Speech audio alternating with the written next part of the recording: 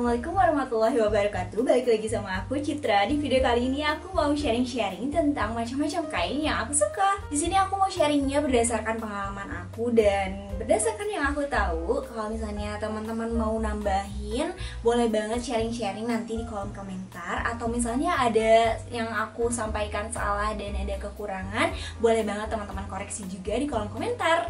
Sebelum mulai, aku di sini mau bahas macam-macam kainnya secara umum. Karena tiap pabrik tuh bakalan beda juga hasil kainnya. Kayak misalnya ada yang lebih lembut, ada yang lebih kasar. Dan tiap pabrik pun pasti gramasinya tuh berbeda. Nah, gramasi itu tuh kayak semacam berat per 1 meter perseginya kain itu. Jadi semakin tebal bahannya, biasanya gramasinya pun semakin besar. Oke, nggak usah lama-lama, kita langsung aja ke kain yang pertama.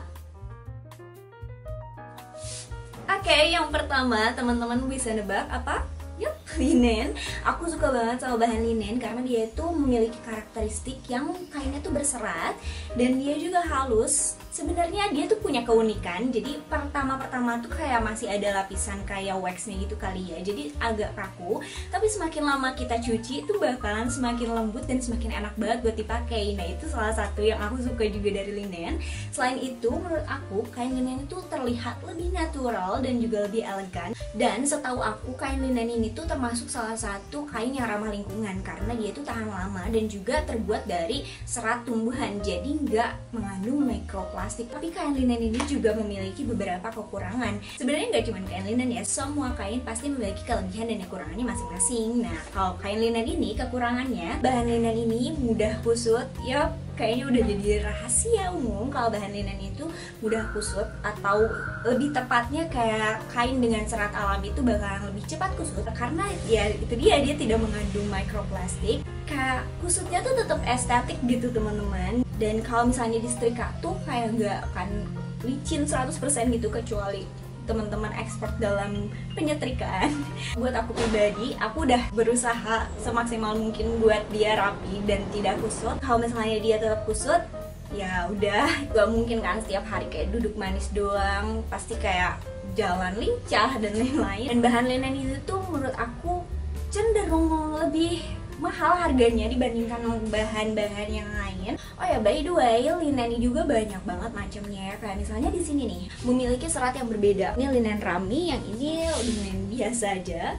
Setiap linen juga punya grade-nya masing-masing gitu. Kayak ada yang linen yang biasa aja, ada yang bagus, ada yang gampang berbulu dan lain-lain. Sebenarnya kalau buat cara perawatannya, aku tuh gak ada spesifik bahan yang aku cuci secara benar kayak sendiri-sendiri gitu, enggak.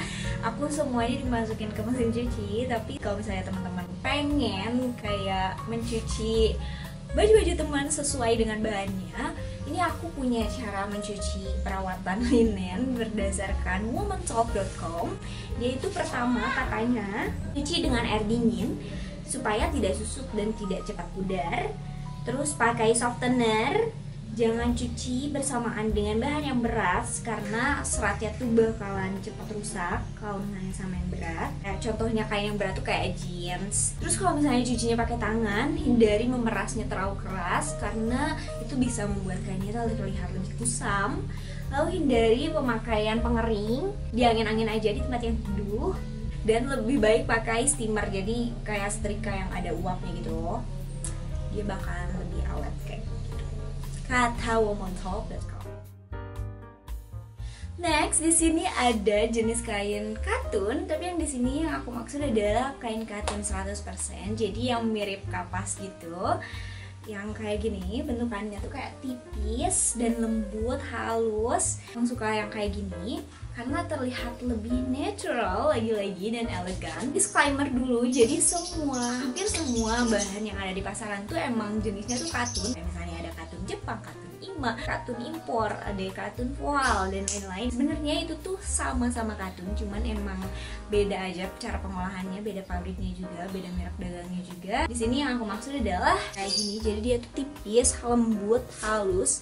Emang karakteristik katun tuh pada umumnya kayak gitu, terbuat dari 100% katun, jadi lebih ramah lingkungan juga, adem banget, nggak panas sama sekali. Aku jatuh cinta. Katun tuh terkenal dengan penyerapan keringat yang sangat baik Dan kelebihan lainnya dari kartun tuh tadi banyak macamnya. Seperti yang aku bilang tadi sama teman-teman, kalau misalnya kartun tuh banyak banget macamnya, nggak cuma yang 100%, ada juga yang campuran. Nah, salah satunya itu CVC atau Chief Value Cotton ya. Dia tuh percampuran antara katun dan juga polyester, tapi dengan rasio katunnya tuh lebih banyak, jadi lebih dari 50% itu katun. Dari yang aku tahu, CVC itu misalnya ya di bahan kayak fleece atau baby terry yang biasa Swifter pakai, costnya tuh lebih murah dibandingkan yang 100% katun, karena 100% katun juga bahannya tuh kayak agak sulit dicarinya, dan CVC itu lebih banyak di pasaran. Mungkin karena harganya yang lebih murah, jadi lebih banyak dicari sama konsumen, banyak permintaan, pasti banyak juga persediaan kan, kayak gitu. Kelebihannya dari CVC ini tuh harganya lebih murah dari 100% katun, tapi dia karakteristiknya tuh nggak jauh berbeda. Dia bakalan tetap menghangatkan kalau misalnya di cuaca yang dingin, tapi dia tuh bisa nggak terlalu panas kalau misalnya di cuaca yang panas. Nah, beda lagi dengan lebih sedikit katunnya dibandingkan polyesternya. Itu biasa disebut TCC, singkatan dari Testoron Cotton. Jadi dia tuh rasio polyesternya lebih banyak dibandingkan katun. Nah, itu tuh cenderung lebih panas, tapi harganya pun pastinya bakalan lebih murah dibandingkan CVC dan juga katun 100%. Kenyamanan pastinya lebih nyaman yang lebih banyak katunnya, tapi sebenarnya itu tergantung pada pemakaian si produsen buat apa. Tapi yang aku suka adalah katun 100% atau yang campuran katunnya pasti lebih banyak dibandingkan polyesternya. Karena kan kita berpakaian intinya adalah untuk kenyamanan kita sendiri kan. Nah, tapi katun ini juga memiliki kekurangannya. Nah, si katun ini tuh warnanya cepat pudar, tapi bisa banget ditunda dengan teman-teman menyucinya tuh pakai air dingin dan juga disimpan di tempat yang teduh. Kalau misalnya lagi jemur, jangan langsung kena terik matahari. Selanjutnya ada bahan lyocell atau lebih dikenalnya dengan bahan tencel. Bahannya tuh terbuat dari serat bambu, ya serat alami lagi. Aku suka karena dia tuh bahannya tuh adem, lembut banget, dan untuk teksturnya tuh sebenarnya dia tuh mirip sama rayon, tapi dia tuh lebih lembut, dan juga kalau misalnya teman-teman pegang tuh kayak lebih halus, kayak ada lapisan yang membuat dia pokoknya nyaman banget, parah. Tapi sayangnya dia itu agak lebih mahal dibandingkan kain-kain yang lain, dan juga kalau di Indonesia tuh untuk kain mentahannya tuh susah banget didapat.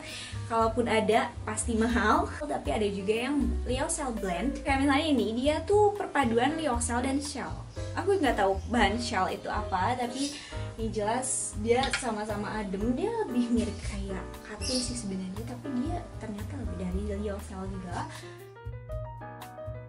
Selanjutnya ada bahan rajut. Tiap aku suka banget sama bahan rajut atau bahan knit ini karena dia tuh udah ada teksturnya biasanya, jadi aku terlihat lebih stylish tapi tanpa harus menambahkan aksesoris yang berlebih. Anyway, buat knit ini sendiri yang banyak beredar di Indonesia tuh yang bahannya terbuat dari wool, dari katun, dan juga yang bahannya dari akrilik. Contohnya di sini ini yang dari katun dan ini yang dari akrilik. Tentunya punya kelebihan dan kekurangannya masing-masing. Untuk yang knit yang bahan katun tuh dia cenderung lebih adem, lebih bisa menyesuaikan dengan suhu yang ada di sekitar kita, dan dia juga pastinya lebih halus dibandingkan yang akrilik. Tapi kekurangannya pastinya dia tuh akan lebih mahal. Nah, sedangkan yang akrilik dia itu bakalan lebih bervolume biasanya, atau gak lebih ringan dibandingkan yang katun, tapi dia lebih murah dan juga akan sedikit lebih hangat dibandingkan yang katun. Rasanya lebih sedikit panas dibandingkan yang katun ya. Untuk yang bahan wool ini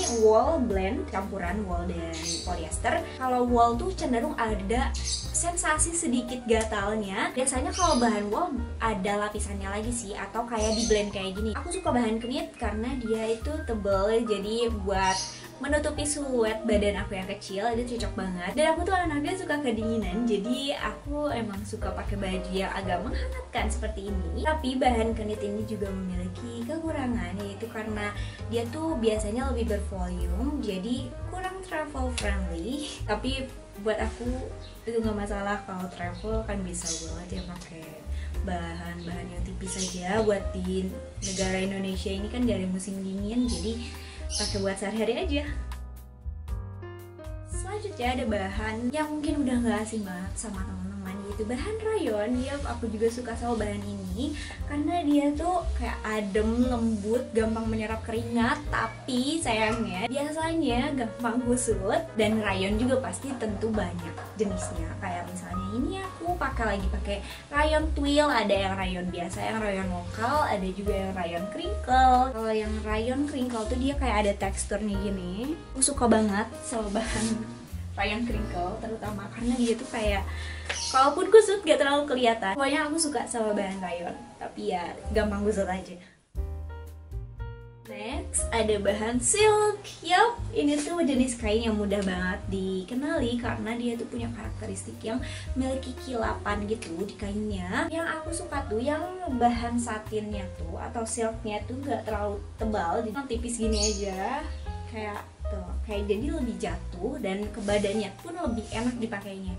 Karena ada juga satin yang agak tebal, menurut aku kurang nyaman buat dipakai dan kayak berisik pas dipakai. Dia tuh punya karakteristik ringan, jatuh dan juga adem banget. Tapi sayangnya dia juga punya kekurangan. Kalau misalnya teman-teman pakai saat setrika, terus teman-teman pakai suhu yang terlalu tinggi, dia bisa aja kayak kebakar dan menciut gitu. Dan dia juga kalau misalnya kita pakai nggak terlalu hati-hati saat duduk misalnya di kursi rotan kayak gitu, berdasarkan pengalaman aku dia tuh gampang banget ketariknya si serat kainnya nih kayak gini. Dan menurut aku untuk bahan silk ini tuh emang terlihat lebih elegan dan emang cocoknya untuk acara yang semi formal atau formal. Ini sebenarnya bisa aja sih kalau misalnya teman-teman buat casual look juga, tergantung mix and match-nya teman-teman bagaimana.